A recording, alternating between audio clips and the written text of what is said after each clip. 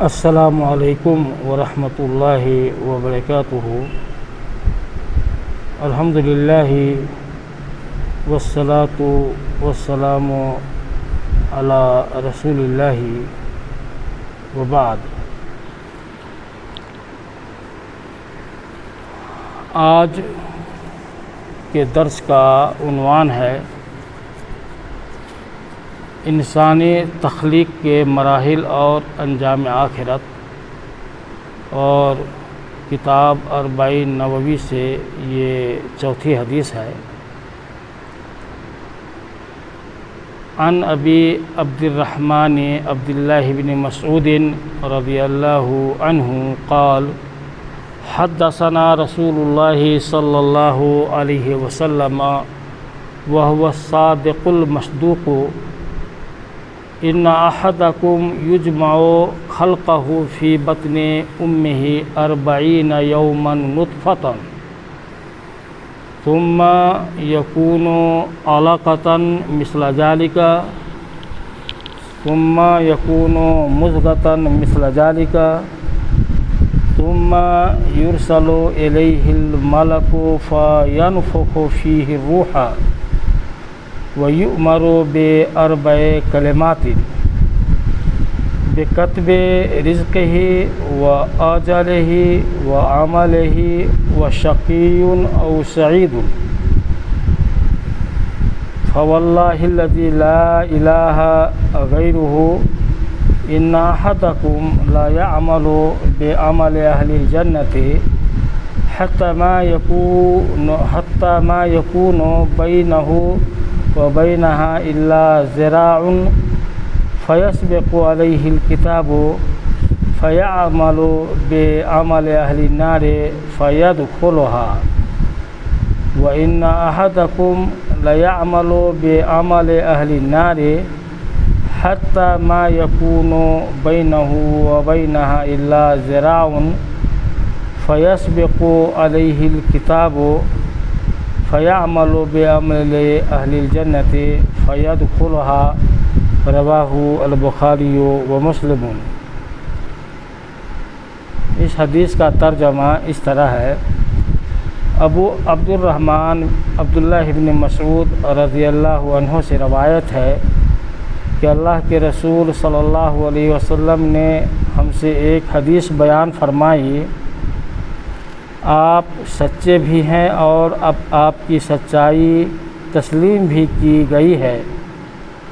آپ نے فرمایا، تم میں سے ہر ایک کی تخلیق کو اس کی ماں کے پیٹ میں 40 دن تک نطفہ کی شکل میں جمع رکھا جاتا ہے، پھر اتنے ہی دن جمے ہوئے خون کی شکل میں رہتا ہے، پھر اتنے ہی دن گوشت کے لوتھڑے کی شکل میں رہتا ہے، پھر اس کی طرف فرشتے کو بھیجا جاتا ہے جو اس میں روح پھونکتا ہے۔ اسے 4 باتیں لکھنے کا حکم دیا جاتا ہے: رزق، مدت عمر، عمل اور نیک بخت ہے یا بدبخت۔ اس ذات کی قسم جس کے سوا کوئی معبود برحق نہیں، تم میں سے کوئی جنت والوں کا عمل کرتا رہتا ہے یہاں تک کہ جنت اور اس کے بیچ صرف 1 ہاتھ کا فاصلہ رہ جاتا ہے تو اس کی کتاب یعنی تقدیر آگے بڑھ جاتی ہے اور وہ جہنم والوں کا عمل کرنے لگتا ہے، پھر جہنم میں چلا جاتا ہے، اور تم میں سے کوئی جہنم والوں کا عمل کرتا رہتا ہے یہاں تک کہ جہنم اور اس کے بیچ صرف 1 ہاتھ کا فاصلہ رہ جاتا ہے، پھر اس کی کتاب یعنی تقدیر آگے بڑھ جاتی ہے اور وہ جنت والوں کا عمل کرنے لگتا ہے، پھر جنت میں داخل ہو جاتا ہے۔ اس حدیث کو امام بخاری اور امام مسلم نے روایت کیا ہے۔ بھائی اور بزرگوں، حدیث کا ترجمہ اور مفہوم ہمارے ذہنوں میں تقریباً آ چکا۔ لیکن اس حدیث سے ہم نے سمجھا کیا؟ اس حدیث سے بہت سارے فائدے اور احکام مستنبط ہوئے ہیں، جن میں سے کچھ اس طرح ہے۔ نمبر 1، ماں کے پیٹ میں بچہ کی تخلیق کئی مراحل سے گزرتی ہے۔ 40 دن نطفہ کی شکل میں، پھر 40 دن خون کے لوتھڑے کی شکل میں، پھر 40 دن گوشت کی بوٹی کی شکل میں۔ 120 دن مکمل ہونے کے بعد اس میں روح پھونکی جاتی ہے۔ نمبر 2، بچہ کی تخلیق کا ان مراحل سے گزرنا اللہ عز و جل کی حکمت سے ہے۔ نمبر 3، پیٹ کے بچہ کی تقدیر لکھنے کے لیے اللہ کی جانب سے ایک فرشتہ مقرر ہے۔ نمبر 4، پیٹ کے بچہ پر 120 دن گزر جانے کے بعد اسقاط حمل جائز نہیں، کیونکہ اتنے دنوں کے بعد اس کے جسم میں جان ڈال دی جاتی ہے اور کسی جان کو ناحق قتل کرنا حرام ہے۔ البتہ اس سے پہلے اسقاط کے بارے میں علماء کرام کا اختلاف ہے، مگر زیادہ یہی راجح ہے کہ وہ بھی جائز نہیں۔ ہاں، اگر اس کے اسقاط میں کوئی شرعی مصلحت ہے یا اسقاط نہ کرنے میں ماں پر ضرر ہے، نقصان ہے، تو کوئی حرج نہیں۔ نمبر 5، روح پھونکے جانے کے بعد جو بچہ پیٹ سے گر جائے اس کو غسل دیا جائے گا، اس کی تکفین و تدفین کی جائے گی اور اس پر نماز جنازہ بھی پڑھی جائے گی۔ روح پھونکے جانے سے پہلے اسقاط کا یہ حکم نہیں ہے۔ نمبر 6، انسان کی تقدیر اس کی ماں کے پیٹ ہی میں لکھ دی جاتی ہے، اسے تقدیر عمری کہتے ہیں۔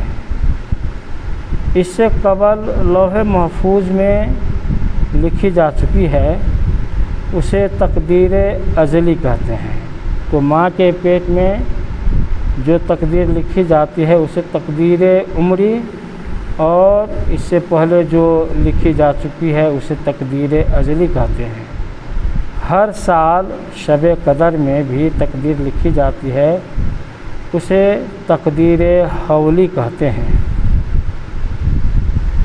نمبر 7، تقدیر پر ایمان کا تقاضا یہ ہے کہ انسان اللہ کے تقسیم کردہ رزق پر راضی رہے، کیونکہ وہی اس کی قسمت میں ہے، اور اس رزق کی تکمیل کے بغیر اس کی موت نہیں ہو سکتی۔ آدمی دوسروں کی دولت پر نظر نہ رکھے، نہ ہی بلا ضرورت کسی کے سامنے دستے سوال دراز کرے، بلکہ روزی کمانے کے اسباب و ذرائع کو اختیار کرے۔ نبی صلی اللہ علیہ وسلم کا ارشاد ہے، جو پاک دامنی چاہتا ہے اللہ تعالیٰ اسے پاک دامن رکھتا ہے، اور جو بے نیازی چاہتا ہے اللہ تعالیٰ اسے بے نیاز کر دیتا ہے۔ متفق علیہ۔ اس حدیث کو امام بخاری اور امام مسلم نے روایت کیا ہے۔ نمبر 8، ہر انسان کی موت اسی وقت سے مقدر ہے جبکہ وہ اپنی ماں کے پیٹ میں تھا کہ وہ کس گھڑی اور کس ملک میں مرے گا۔ نمبر 9، ہر انسان کا عمل اور انجام دونوں مقدر ہے۔ اگر کوئی پوچھے پھر عمل کی کیا ضرورت ہے، تو اس کا جواب یہ ہے کہ یہی سوال صحابہ کرام رضی اللہ عنہم نے نبی صلی اللہ علیہ وسلم سے پوچھا تھا، تو آپ نے اس کا جواب دیتے ہوئے ارشاد فرمایا، عمل کرو، کیونکہ ہر شخص کے لیے وہی راستہ آسان ہوگا جس کے لیے اسے پیدا کیا گیا ہے۔ اگر نیک بخت ہے تو نیک بختوں کا عمل اس کے لیے آسان ہوگا، اور اگر بدبخت ہے تو بدبختوں کا عمل۔ بخاری اور مسلم نے اس حدیث کو روایت کیا ہے۔ اگر آپ اپنے دل میں اللہ کی اطاعت و فرما برداری کی رغبت پا رہے ہیں تو یہ خوش آئند بات ہے، اور اگر اس کے برخلاف کوئی اور حالت ہے تو جلد از جلد اپنے دل کا علاج کریں۔ نمبر 10، قسم کا مطالبہ کیے بغیر قسم کھانا جائز ہے۔ حدیث میں جس بات پر قسم کھائی گئی ہے وہ ایک غیبی چیز تھی، اس لیے قسم کے ذریعے اس کی تاکید کی ضرورت تھی۔ نمبر 11، حدیث سے بظاہر یہ معلوم ہوتا ہے کہ بسا اوقات انسان نیک عمل کرنے کے باوجود موت سے پہلے توفیق سے محروم ہو کر جہنم رسید ہو جاتا ہے، لیکن صحیح ہے نہیں کہ ایک دوسری حدیث سے اس کی وضاحت ہو جاتی ہے۔ اس میں ہے کہ انسان لوگوں کے دیکھنے میں جنتیوں کا سا عمل کرتا رہتا ہے حالانکہ وہ جہنمی ہوتا ہے، اور آدمی لوگوں کے دیکھنے میں جہنمیوں کا سا عمل کرتا رہتا ہے حالانکہ وہ جنتی ہوتا ہے۔ لوگوں کے دیکھنے میں حالانکہ وہ جنتی ہوتا ہے اور لوگ سمجھتے رہتے ہیں کہ وہ جنتی ہے۔ لوگوں کے دیکھنے میں اس قول سے اس بات کا اشارہ ملتا ہے کہ باطن کچھ اور تھا اور اسی باطنی خفیہ خرابی کی بنا پر اس کا یہ برا انجام ہوا۔ نمبر 12، اس حدیث سے ایک مسلمان کو یہ سبق ملتا ہے کہ وہ سوء خاتمہ سے ہمیشہ ڈرتا رہے، ہمیشہ اپنے دل کو پاک و صاف رکھے، پوشیدہ گناہوں سے دور رہے کہ ان کا نتیجہ بہت بھیانک ہے۔ ساتھ ہی اللہ تعالیٰ سے دین پر ثابت قدمی کی دعا کرتا رہے۔ یا مقلب القلوب ثبت قلوبنا علی دینک، یا مقلب القلوب ثبت قلوبنا علی دینک۔ صحیح الجامع میں یہ دعا ذکر ہے۔ اے دلوں کے پھیرنے والے، اپنے دین پر ہمارے دلوں کو جما دے۔ نمبر 13، جس رب نے ایک انسان کو مختلف مراحل سے گزارتے ہوئے دنیاوی زندگی عطا فرمائی، مرنے کے بعد دوبارہ زندگی عطا کرنا اس کے لیے بہت آسان ہے، لہذا انسان کو اس رب کے سامنے حاضری کا وقت کبھی فراموش نہ کرنا چاہیے۔ نمبر 14، اس حدیث میں راہ حق سے منحرف افراد کے لیے ترغیب موجود ہے کہ وہ اپنی روش کی جلد اصلاح کر لیں، اللہ کی طرف رجوع ہو جائیں، اپنے گناہوں سے توبہ کریں، اللہ کا خوف کریں، گناہوں سے باز آئیں، گناہوں کی کثرت کے باوجود اللہ تعالیٰ سے امید نہ توڑیں، مایوس نہ ہوں، بلکہ اپنے رب سے اچھا گمان رکھیں، کیونکہ اللہ تعالیٰ اپنے بندے سے اس کے گمان کے مطابق ہی معاملہ کرتا ہے۔ اللہ تعالیٰ ہمیں راہ مستقیم پر ثبات قدمی عطا فرمائے۔ وصلی اللہ وسلم وبارک علی نبینا محمد۔